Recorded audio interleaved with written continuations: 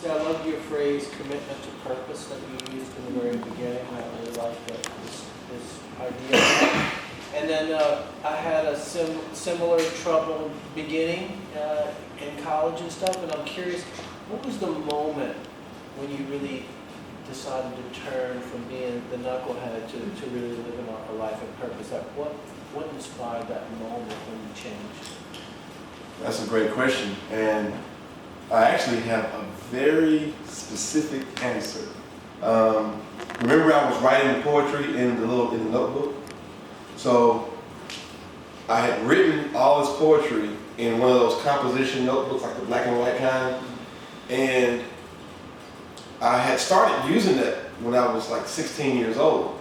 So I had that composition notebook, and by that time, I had filled it up and was starting to write in other, notebooks. And I was 21 years old, and because I had been in so much trouble, I was living at my parents' house, in the garage, which was supposed to be my dad's man cave, but he allowed me to stay in his space, which was, I felt like he deserved his man cave, and it kind of hurt me to be there.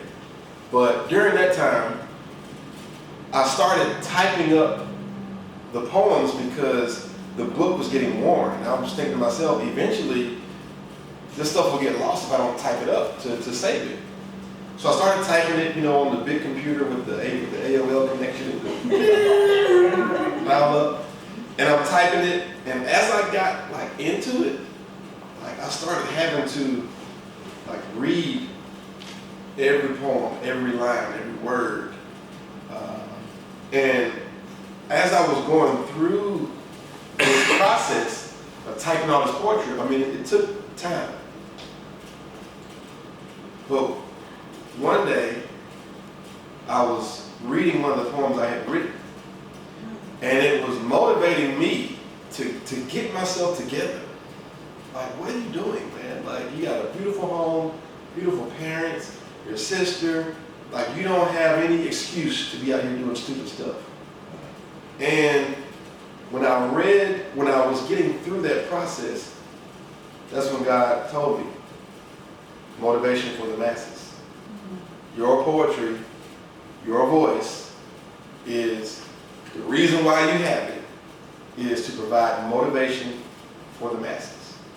And since 21 years old, that has always been the umbrella under which I live, motivation for the masses. So that was the moment for me, sitting there behind a keyboard with my old composition notebook cracked open, and the poetry in it empowered me to make myself better. Inspired by your own poetry. Okay. That's why in that first poem I read, one of the words was, actually wasn't the first, it was the third, the improving as a person. One of the terms was self-motivation. I'm a firm believer in being able to create motivation from within, because whenever we expect others to do things for us, it will happen sometimes. Your loved ones, your friends, strangers, sometimes will pour some love into you or motivate you or inspire you. But I don't like to be completely dependent upon another human being, because if somebody was completely dependent upon me, I probably would fail them at some point, because I'm so imperfect and flawed. And we're all like that. So being able to create motivation from within, it takes, for me, it took a process to be able to extract that. But that's probably one of the biggest benefits for me, is being able to motivate myself. I also try to motivate others. So what's interesting to me on that is that from the age of 16, you credited the words coming from God, right? So you were his scribe for 5 years, writing this all down in the book, but it wasn't until you started typing that in that computer, you're reading your own words that you were a scribe. It's then it really hit you. Yeah, because I didn't even know it was coming from God until that moment. Because God stepped in and he was like, you know how God will do Like, it'll be stuff that you've already gone through, and sometimes he'll come and just bring that understanding, revelation, or you see why or whatever. It was like I had been writing this poetry, and it was motivational. I wasn't trying to make it that way, it just happened. And then when God said, motivate the masses, I realized where all this stuff came from. You had a question? I was just going to ask you, what is one or two of the most critical key conversations that we have in our homes, not out in public, not out in political arenas, but in our homes, that will impact the next generation as far as race relations? Yeah, I think that's a really good question. Really good question, because one thing that I think has come up a lot in terms of conversation, right? Within a black home, and same as for my home, and I'm pretty sure you guys have heard it because that conversation has been shared more and more about how, as a black parent, you have to kind of teach your child, especially a young boy, how to talk, especially when it comes to police. Because all police, of course, are not bad. I mean, I know great guys who are police officers, but I've had multiple times where the police just treated me as if, or treated me in a way they wouldn't treat their own child. So I'm not trying to echo the black conversation. It's been happening for years. I think within all households, in America especially, I think it's important for the young generation to understand that things have not always been pretty. But the reasons why they weren't pretty are baseless. So whenever you come across these little surviving remnants of what this country used to be, when you come across that, understand that it's baseless. At the end of the day, it pretty much just, made money, that's pretty much what it was. So what I'm seeing happen, I don't know if it's because of conversations with parents. I don't have any children. But what I'm seeing from younger generations is that these young cats, they don't care about that stuff. They're like, what are you talking about? You're like, what? Yeah. Like, it doesn't register for them the same way it registers for us who have been around long enough to be kind of aware of those dead traditions. But they're dead, but they kind of live on. Yeah. And so if I had a child, I would make sure that I showed them not only the beauty about the history of our country, of our people, but I would also show them some of the worst things. And I would explain to them that there is no really good reason why any of this stuff happens. There's no superiority, all that stuff is just make-believe. It's almost like when my parents told me that Santa Claus wasn't real. It's like, it kind of hurt me to hear it, but I'm glad they went ahead and told me, because as I proceeded through life and grew up, I kind of already was past that fallacy.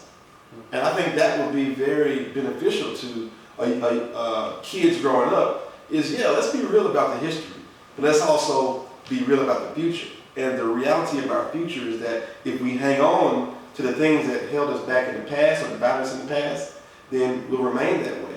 But if we let it go, just honor the past, but don't hold on to the dead stuff, we all will live together and we'll be much more peaceable as a society. Yes. That would be, but I mean, I don't have any kids, so I'm always hats off to, parents, because, when you really, to look into a child's eyes that you love and it loves you back, I'm pretty sure it's not easy to just have all of these conversations, but when we have them, it does have value. I'm sorry. Go for it. So I'm Vernon B. Williams V. What's up, bro? Glad to meet all of you. VVW. Yeah. So my question is actually similar to Justin's because I've had a lot of people reach out over the last year and they want to have conversations. And one of the first things I say is, well, this ain't nothing new. I'm glad you're finally out reaching out. But my question is, when you've had those conversations with those men, and they almost seem like they're justifying actions, what has been your response? Because that definitely gets me heated up. And I don't know if they're justifying it or if they actually are just genuinely curious and they like play devil's advocate, or they try to, show me that it's not as bad as you think it is. So how have you stayed just calm and collective, and how have you just handled that? Well, that's also really good. I would say the calm part and collective comes from my dad. So my dad was a very patient person. He's 6'1", kind of a big dude, but he was gentle with people. And a lot of that is that part of my dad, I know for sure, is like the best part of me. It's my patience and my calmness. I got it from him. But the other thing that helps me to stay like cool is when I remind myself to do the same thing that I was sharing with Justin. It's like, just listen. Even if somebody is saying, if they completely are saying something you disagree with, just listen. Because I can't take for granted that I know where they're coming from with that. Because what I found is that deep down, we pretty much all seem to care about the same things. We want a better future for our children. We want to have protection for our family. We want everybody to be safe.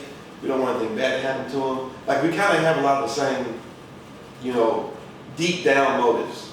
But the stuff that gets layered on top, that's the stuff that we have to get through. And when somebody is talking and they're speaking, even if they start speaking from the surface, oh, I hate you, if you keep listening, if that person keeps talking long enough, eventually something from deep down might just come out. And when it comes out, it's like, what? Because this is what I learned. And even in me saying this, there are some black people who are like, man, that's a load of crap. But this is what I learned. That old white guy went to Robert E. Lee University in Virginia. Just like most people. If you go to Spelman, you're going to be like, I'm a Spelman girl. You know what I'm saying? It's like there's a love that gets created. Even like think about the history of Rebel Flag and stuff. When it's your ancestors, you love what you're connected to. Like, think about a person who was a slave. Sometimes I'm like, man, if I was a slave, man, I couldn't stand it. I would just have to run away and get killed or something. The ones who stayed, it's like, why would they do that? Like, why? But even though I disagree, I can put myself in their shoes, and I love them. They're my ancestors. So imagine if it was the opposite way around, where you're a white guy, and you're born in Georgia, Virginia, and your grandfather or great-grandfather was who owned the farm that was sharecropping, or helped create some of the Jim Crow laws. If that was granddaddy growing up, even if you didn't take on that same way of thinking, you still love him. That's your granddad. Because when he came home, he probably, come here, boy, come here, crack some peanuts together. You know what I'm saying? And you love your grandfather. And we had the whole discussion about Robert E. Lee. It's like, no, I really don't want to go to the movies and have to pass by the statue of this guy who basically if he would have had his way, we'd still be in chains. I don't want to see that. Like, for me, it's like, man, that's crap. But for a person who is tied to that, associated with that, there is still love that's there. We don't have to agree on the past, but we do, when we take time to hear someone else, we hear something deeper. It's a big difference in somebody saying, I think black people should be kept out of the most valuable real estate in our cities. We want them out so we can just, build back better. Hearing that can be abrasive. But if a person says, why do you want to take away the memory of my ancestor? Then it's kind of like, that's a different way of looking at it. Because even though what your ancestors may have done is really jacked up, that's still your family. Like if my dad did some stuff that was jacked up, or my granddad or great granddad or whatever, I'm not gonna stop loving them because they did some jacked up stuff.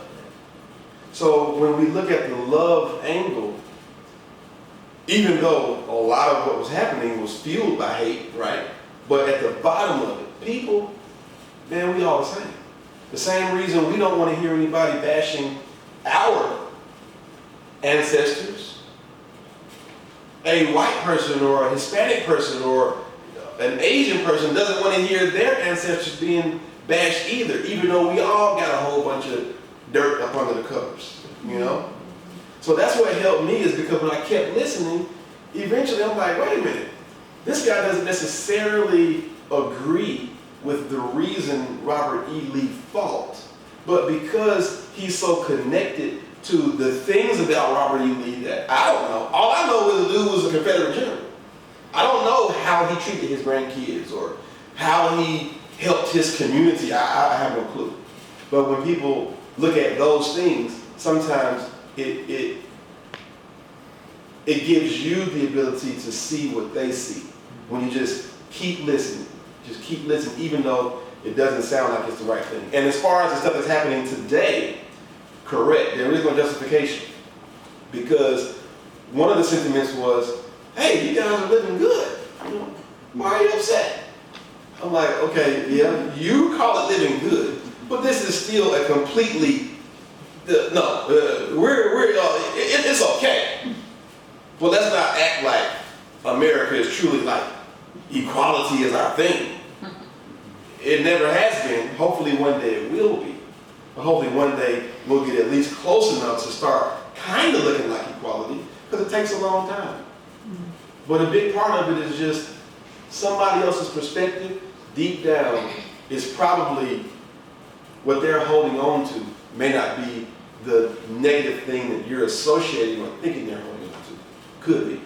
Now some people are just like that, like the Nazi folks or whatever, who are still like, still doing swastikas and stuff. That's a whole difference from somebody who's saying, I don't want to see my ancestors degraced. We're going to have to do some degracing though, because the truth is important, like we talked about with the kids. So that would be, I hope that helps a little bit, but that's kind of what I've done, is truly just listen. And one of the things John mentioned to me, which I've tried, and it's harder in practice than it is to consider it, is he said he made a decision years ago to not cut anyone off in conversation. To always wait till they're done. I'm sure he doesn't always, ladies. I'm realizing next to your sister and girlfriend, you're under probably a different microscope. I thought my words were going to be like stinky, smelly, I didn't know what you were saying. But that's hard for me. Like, even sometimes in connection, socially, you're talking, you just kind of talk over each other in my family. That's how we all get our words in, get part of the conversation.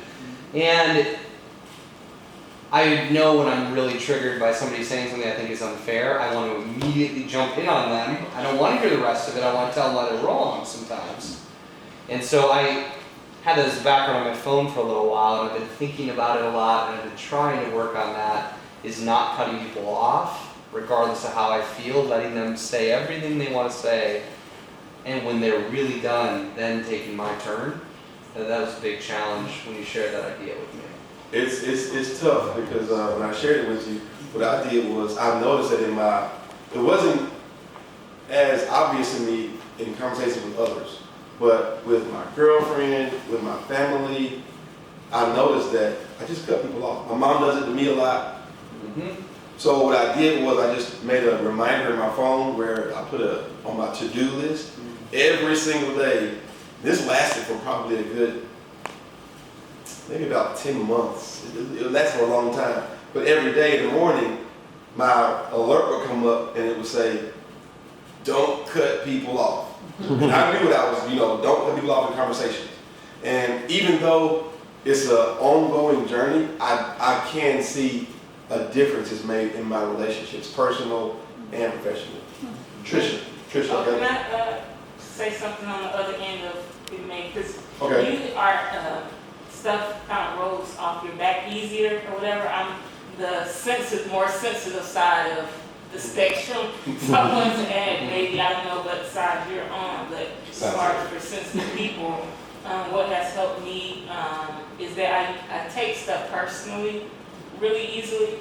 So one thing I try to do is to have grace or see the humanity in the person that they're trying to figure life out just like I am. So I wouldn't want somebody to, because I didn't have the tools or knowledge at the time to not be able to hear what I was trying to say. So maybe that one. Next time we're putting Carmen. Thank you.